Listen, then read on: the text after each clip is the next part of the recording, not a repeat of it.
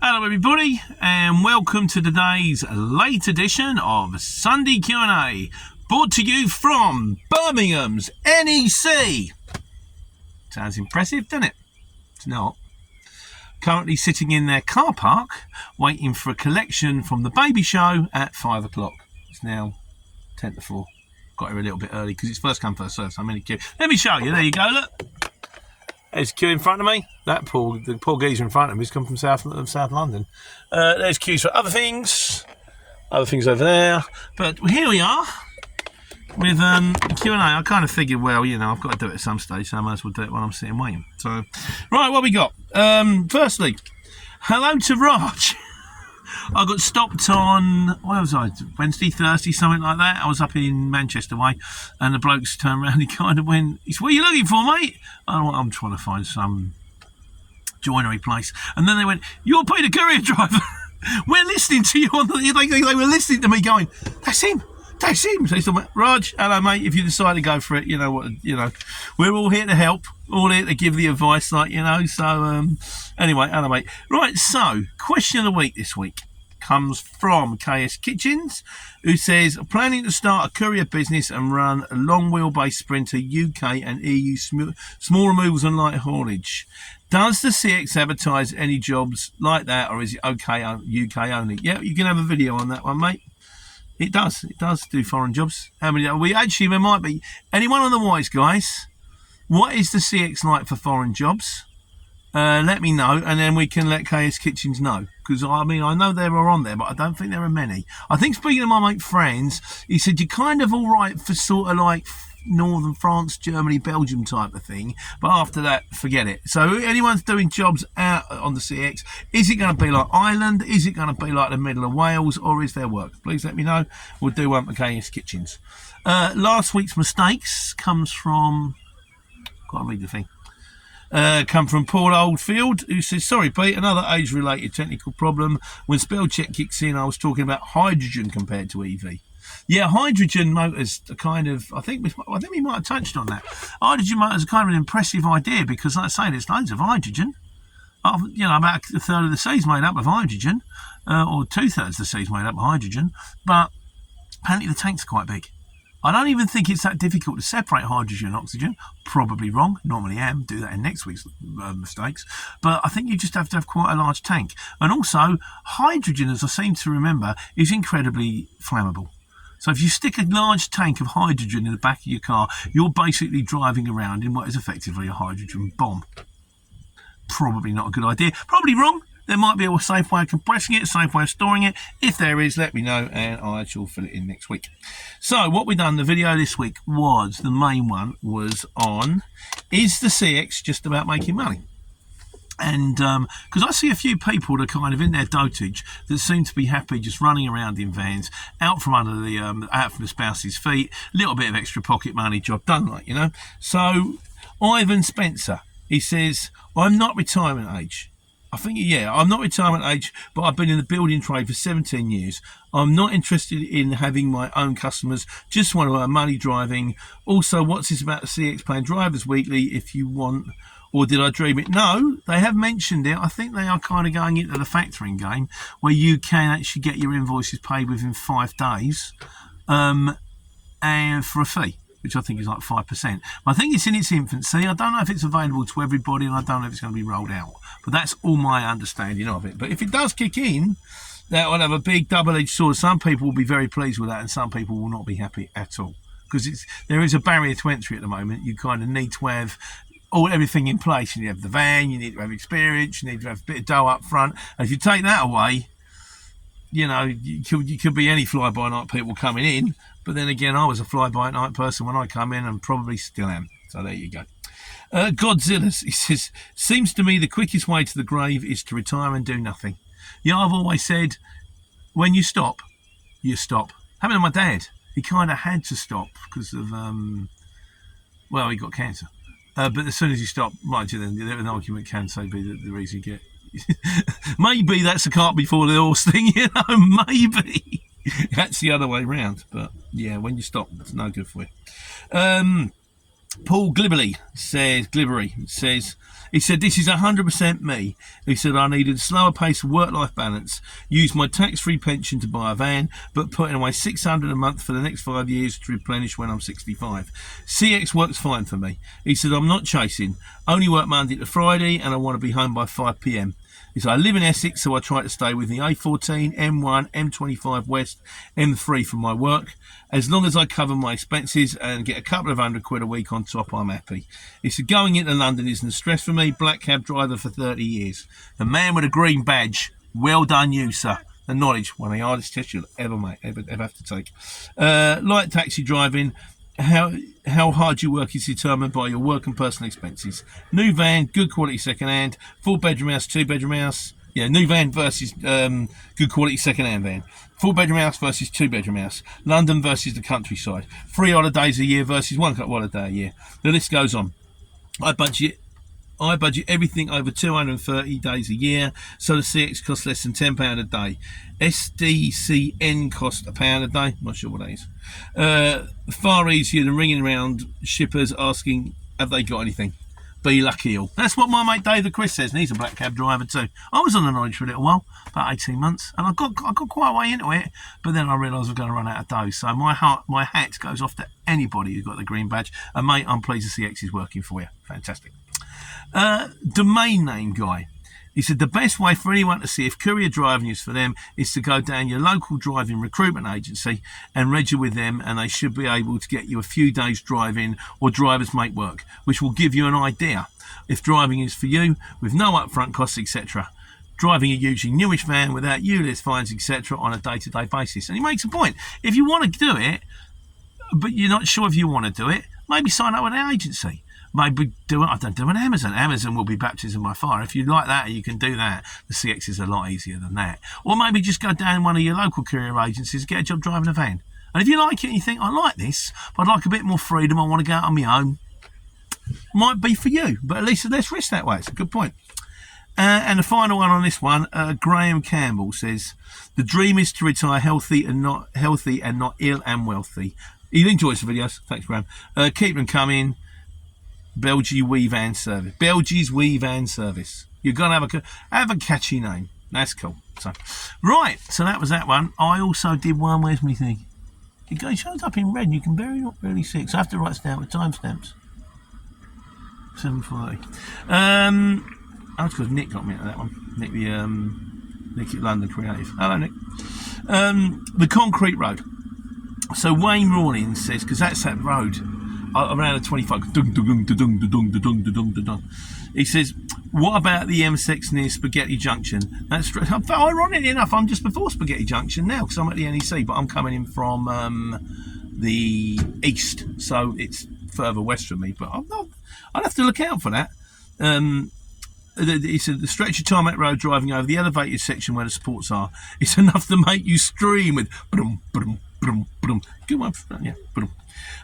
Shane Hardy, hello mate. He says the fun of the M25. Love the concrete bit. I really do not. That's very it's popular, is it? Shane Hardy doing special Yoda there. And there's roughly 400 miles. 4% of the UK's motorways and A roads are concrete roads, mostly on the eastern side of the country. I'm going to have to start looking out for these. I've only really clocked it around there, but I'll start making notes, shouldn't I? So, Godzilla said the M6 junction towards junction 5 of the M5. M6 junction 5 towards M5 is concrete. There's another one. We have to put them on a map. I'll get the idea. Map the concrete. No, I won't. I'm sticking with this one. I like this one. Yeah, he says Godzilla goes on. He said the spaces are for expansion. The expansion because it's when the concrete gets hot, you need space to expand, so you have to have little holes in between. He said the spaces between the expansion are massive and destructive. Plus, also makes dogs and kids travel sick. Brilliant. Go on holiday with your dogs and your kids. Plot an alternative route. He said, does your head in? Moses says, LOL, defo, all couriers that work or come to London know exactly where that is. He's on the M25, getting near Guildford. Paul Oldfield says, M25, biggest NCP in the world. It is tedious, I'll grant you, particularly on a Friday afternoon around the Slough area, where I always seem to be on a Friday afternoon. I think I swerved it this Friday. was in Northampton. I don't know how that happened. Yeah. And finally on the subject, Leachy says, my hatred for the M25 grows stronger every time I use it. It has times, you know. Basically, 4 o'clock on a Sunday morning, I think's okay. Otherwise, yeah, you have my sympathy, guys. You all do. So we did one last week on Just My Luck on 1820, we'll call that. Because just when everyone's on break all the time, like, you know. Leachy says, I delivered some gas bottles to Sainsbury's last week. I spoke to the warehouse manager, then asked him to sign my POD. No problem, he said. I unloaded the bottles and couldn't find him. Was told that he's just gone to lunch. Was livid for a brief spell. You said, well, okay, well, if he's just gone to lunch, can't you sign him? No, the manager needs to sign them. Well, can't I just take a photo? No, you need a signature. Why didn't you just sign them before you left? I do that sometimes. If I'm about to unload, I go, mate, any chance you can sign me paperwork and I can leave when I'm done. Like, and they all say yeah. They all say yeah. Get it done. Get it knocked down. Fantastic. Also, last week's was delivering to the Excel. My eyesight's not great anymore, is it? 11:07. What did I say last time? No, it can't be. I said 18. I haven't got a clue. That might not have been 18. Right, London Creative. Nick is out there because I've delivering the Excel like today. I'm delivering to. We're collecting from NEC on a beautiful sunny Sunday afternoon. I've got all the stuff in the fridge for a barbecue. Oh well. He said the reason the parking was so empty was simply because it's children's wear exhibition. Everything's a lot smaller, so there's a lot less to carry. He said he spotted the J cut, the L cut, and the Ken Burns. He's teaching me how to do video editing on sort of things. So thanks again, Nick, for all that kind of stuff, and thanks for noticing. And finally, on the Excel, Paul Oldfield says he said the O2 is confusing at the best of times. Yeah, it's weird. Yeah, I've done that before. I go, okay, delivery vehicles down here or down there. I've been there for a little while. Next time I go in, I'll do a video, see if we can sort it out. So, and the final one I did actually put out this week. That's 13, 12.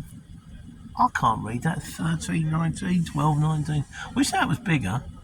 I think it's 12, 23. 12, 23. That makes some sense. I think the one before must have been wrong.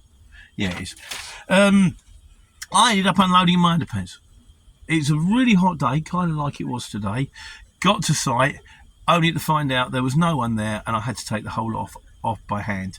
And I was in jeans and sort of t-shirt, and it was 25 degrees, and I realised after 2 minutes that weren't happening. So there was no one else there to watch me, bar the horses, and there was no PPE restrictions. We just kicked it off and job done. Leachy said pics or it didn't happen. I thought about it. I genuinely did. I thought about doing a video because I thought you guys would find this very amusing. And then I thought, no. That will definitely come back to haunt me. I'm very pleased that I didn't change my mind. It would have been funny though. What a sight, I tell you. Jackal, he says, I would never think of doing that one on a multi-drop. Probably wise. You would probably get arrested. It's an interesting idea as you turn up to give someone their brown Amazon parcel in nothing but a pair of sort of steels and boxers. What have you come as? Moses says, been there, mate, you're not alone. Moses, I appreciate that. I'm really pleased to know it's not just me. It was hot. It was really hot. I don't know what I'd have struggled, I tell you. I don't know if I could have done it. Dale Steele says, not a chance on handballing. The bonus of being a big truck is there's no handball. There's no handball until there is, Dale. I thought that when I jumped into a 7.5 tonne. I thought, that's it. Out of van, 7.5 tonne. First 3 jobs I did were handball. I thought, what's going on here? And then, you know, with this one, this is 18. Mick's done handball and he's in the 26. Admittedly, Andy's in the Arctic and he never gets handball and he hasn't even got a tail. No tail, no pump truck. I said about it and he went, no, don't give him ideas. I don't want that. Thanks very much. But no, you're right. Nice big trailer. Docking bay to docking bay, please. Steve, the nefarious Steve Campbell says, could have been content for your OnlyFans channel. And Craig MC says, hashtag OnlyVans. Like that one, Craig. That made me smile. Cheers, bud. Yeah. You cannot guarantee to make people sick. And finally, Wayne Rawlins says, unloading in my underpants sounds a bit of a euphemism for... that's something... Yeah. Sorry, it went a bit blurred at the end there. Oh, it was warm, lads. It was warm. So, right. Now back onto the real world. 14:56. We call that 15 minutes. This week's wise, guys. Ken McKenzie says, can I ask what is the 3.5 ton curtain? What is it like for 3.5 ton curtain side job lights? Is there plenty of work available, or is there too many 3.5 ton curtain side? Stay safe, mate. And this is downstairs. I always think that's the best vehicle you can run in. If you're running on the exchange, you want a Luton. Get one side converted to a curtain. That way, if you've got to strap the load, you can strap it to the wall. If you've got a curtain side, get the curtain side done on the. I would also get the passenger side done, the near side, because that way, if you've got to pull up somewhere on a road and you've got to be loaded from the side, your curtain's on the right side. You don't have to turn it round. But yeah, I think it's the best vehicle to run on. You guys let me know and I'll pass it on. But I would say if you're going to get a vehicle, also beware if you're buying a second-hand one that's already been converted. Chances are it's next Courier motor, which means it's probably been through the mill. So, you might be better off getting an ex-hire van, like one of these ones that's just been used at weekends to do small removals and convert it yourself. That's what I've always said. But oh, that was right. So Dale still did reply, actually. But let me just pass one down. He said, curtain sides are not common, no. I ran one last year for a bit. I was getting 140 to 170 per mile and had plenty of work. But remember, curtain side and Lutons are terrible on fuel. So I've had a response already. Thanks, Dale. Sometimes I get confused when I've written it down. But anybody else got anything for Ken McKenzie, let's let him know. Also, while we're still on the worst guys, Steve Campbell, the nefarious Steve Campbell, says, regards to the AdBlue, don't delete them off all your wagons in the fleet. This is the nefarious Steve Campbell, obviously. It comes in handy if you're if you drive around in diesel cars fitted with AdBlue, allows them to use company fuel cards to buy the AdBlue, make the cards non-specific to the vehicles. We get AdBlue in IBCs in our yard. There is a wheelie bin cleaning company near us that comes and buys AdBlue for their vans from us. Not saying we tamper with our AdBlue, but it's the same with and then he goes on to say it's the same with the utilities. I used to chuck a tenner on my gas and electric now and then when the meters were bypassed. The nefarious Steve Campbell, everybody. Clearly, he's just an author of this stuff. He's a fictional character that makes this stuff up. He's not a real person that you need to change. He's the person that you aspire.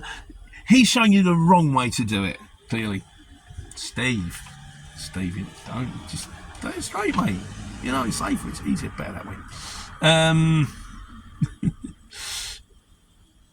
I think it's Saladoa says. He says, hi team, how long do you need a driver's license holder? This is maximum working this out. So I have a driver's license for just 7 months. Is that fine?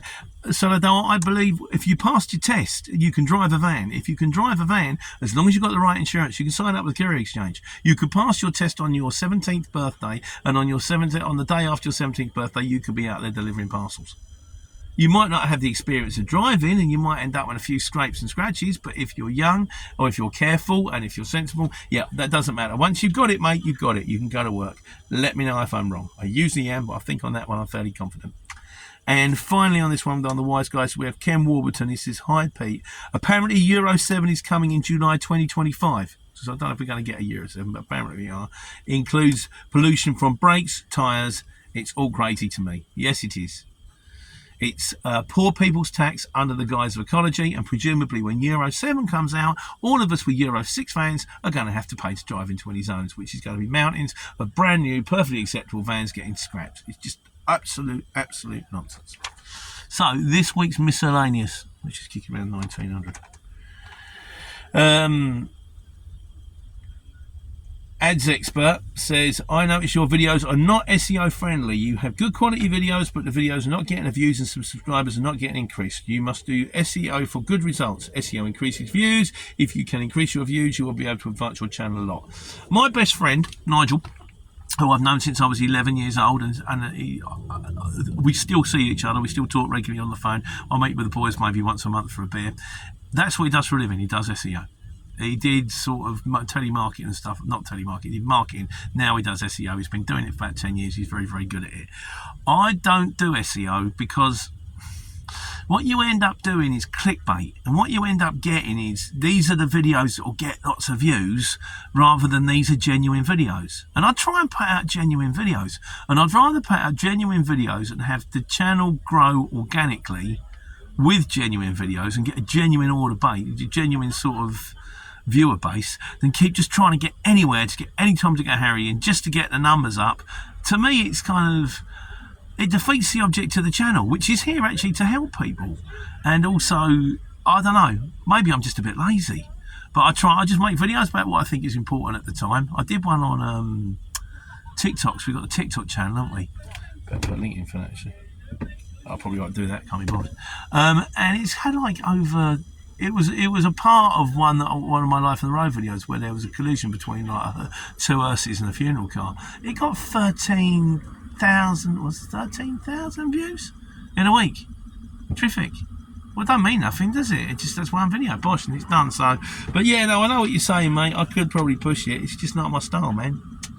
So, Peter NUFC says, he says, the worst thing for me is tipping Aldis and Lidls. I don't mind the tipping, because at least you know you're not on a bay, and you're not going to be waiting on a bay for 2 hours waiting for someone to come and take it off you. You get on a bay, you go and take it off yourself. What is then frustrating is waiting for him to count it.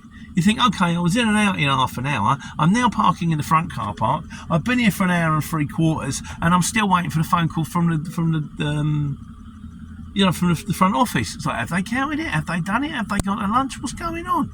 Yeah, the tipping bit's fine. It's the waiting afterwards. KS Kitchens says, check the video. Seems like you'll answer my question. I hope so, KS. And if there's another one coming, we'll answer that one too.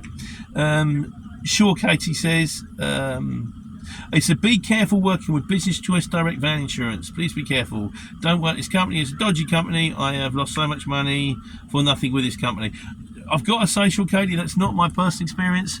When I was running the trucks with them, we have 5 trucks insured with them, 4 or 5. A couple of incidents here and there. The back door of mine opened once, just fell open. It wasn't latched in properly. It fell open, banged into a Ford Custom. Ford Custom was off the road for 3 days, plus. Very expensive insurance claim. They paid out. They were fine, absolutely fine. Yeah, okay, paid it. So it wasn't much, but you want to give us a bit more detail as you can. But like I say, I actually think they're pretty good. But that's only my personal experience. There you go. And this week's conclusion on 22:30 is, which I probably won't get to put timestamps on this because I'm probably uploading it straight from the NEC. He says, oh yeah, JD Hammer says, I'm hoping that scooter is usable and not an ornament in the background. It is. It's my father-in-law's scooter. He used to take my daughter to school in it, but then he just got too unsure on his pins. So what we've had to do is you couldn't start it straight away because we've had to drain the fuel tank and disconnect the battery for insurance reasons. Otherwise, if it went up in flames, particularly in my house, which is just a massive tinderbox, I mean, them barns, they burn down in 6 minutes flat, don't they, really? So, no, we've had to do all that. But I could easily take it to my mate Darren up the road, and I dare say in about 10-15 minutes, we'll jump the battery, put some fuel in, maybe just get the fuel walking around the system. That's good to go. I unfortunately am not good to go because it's now 4:15 and I don't think we're even going to be let in until 5. Fortunately, because I got it at a reasonable time, there's only 3 vehicles in front of me. So we'll get in, get it forked on, get it home, and then tomorrow, Edinburgh. Not tomorrow night, so see me next weekend. But in the meantime, I get a chance to take care and take money.